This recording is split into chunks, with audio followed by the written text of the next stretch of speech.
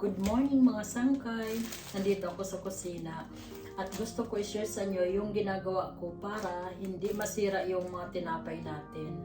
So ganito po yung ginagawa ko.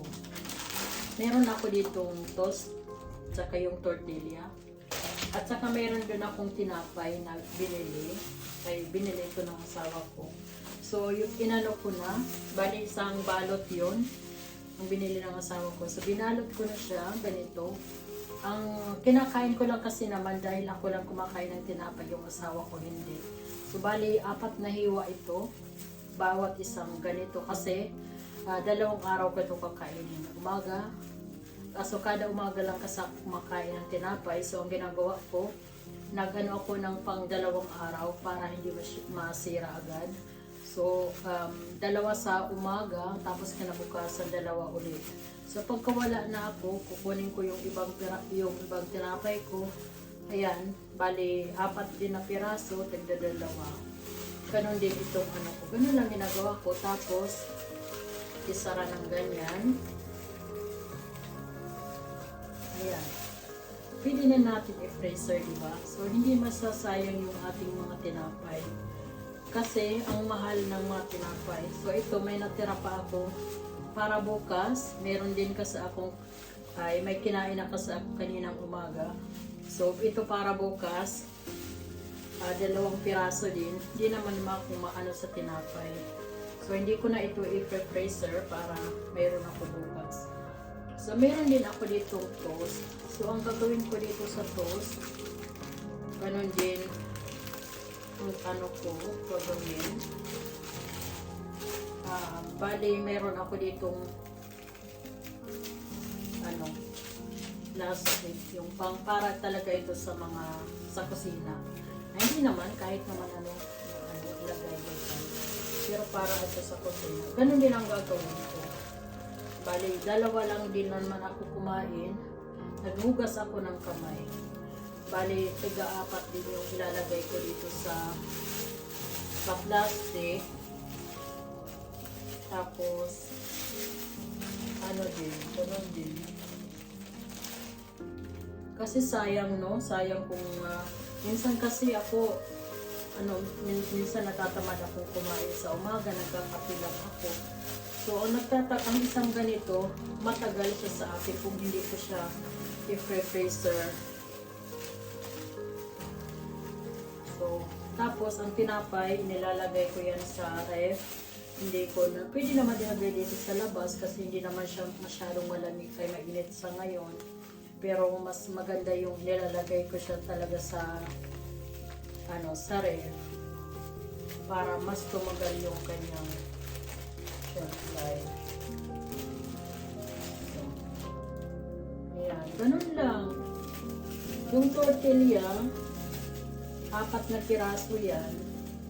So, ganun din. Ay, 6 ba? Marami din kasi ang tortilla. 6 na piraso. Yung anak ko, mahilig din yan sa ganyan tortilla. Ayan o.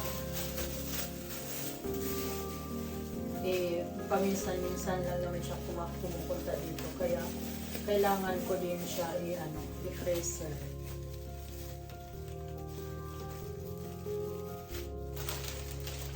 Tuloy ko lang, mag-ano pa ako na, ilang piraso pa? 4. So, ganito. Tapos, ito naman, ilalabas ko. 4 na piraso din ito. So, pagkatapos ko niyan bukas, meron pa ako dito. So, hindi masasayang, diba? Kasi kailangan natin magtipid. Huwag tayo magtatapon ng mga pagkain dahil ibang mga tao walang makain. Tapos, tayo magsasayang, diba? Pag maano tayo sa grasya, baka tayo ng grasya, layuan. Kaya, huwag sayang, no? So, ito tuloy ko lang dito mga sangkay. Yung wrap ko, wala na ako ng meron pa ako dito. So, ganun din ang gagawin ko dito sa sarap. Bali, ang piraso ito, 6. So, dalawa lang ang ano nito. Dalawa lang yung yan. So, ito pick ko lang siya ng ganon para po kayo. Kasi maliit naman yung ano ko. Maliit lang yung pangbalot ko. Ito pick ko na lang siya ng ganyan. Pwede naman yan siya matukli. So, yan. Ganun lang, no? Pwede natin maisara. Ganun din ang gagawin ko nito. Magtitira din ako ng, hindi naman kasi nasisira yan pa. So, pwedeng pang snack, pwedeng minsan yung pananghalian ko, wrap lang din ako makain ng rice. O ay pang gabi, yung dinner ko, depende sa ano. Kasi napag laging rice. Eh, tayo mahilig naman talaga tayo sa rice. Pero kung ano ko nababawasan ng rice, hindi din naman ito healthy. Pero kung parang rice na lang, rice is life. Pero gusto ko din ang rice. So yan po mga sangka, yung dalawa hindi ko na rin ilalagay sa ano, sa ref, ay sa freezer. So ito lang yung aking. O tingnan nyo, marami akong nagawa na tinapay.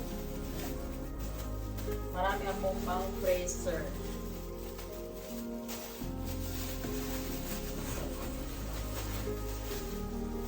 Yan, thank you for watching. Bye-bye, God bless. Sana may natutunan kayo sa aking vlog na ito. Yan, i-press lang po yung ano natin para hindi masira. Bye-bye.